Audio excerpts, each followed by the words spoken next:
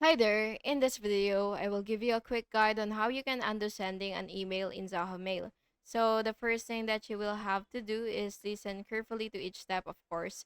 And of course, before starting, make sure that the undo send feature is enabled in Zoho Mail, and this will help you recall emails sent by mistake. So first, you will go to settings, which is right here, and then go ahead and click compose, and just scroll down a little until you see undo interval.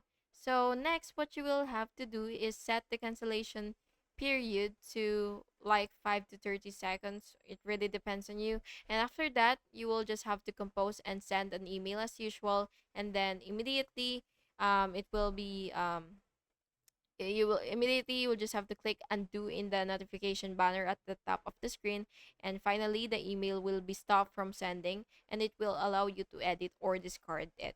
So yeah, that's basically just it. Thank you so much for watching this video, and I really hope it was helpful for you, and if it was, please make sure to like and subscribe for more videos like this. Thank you and have a good day.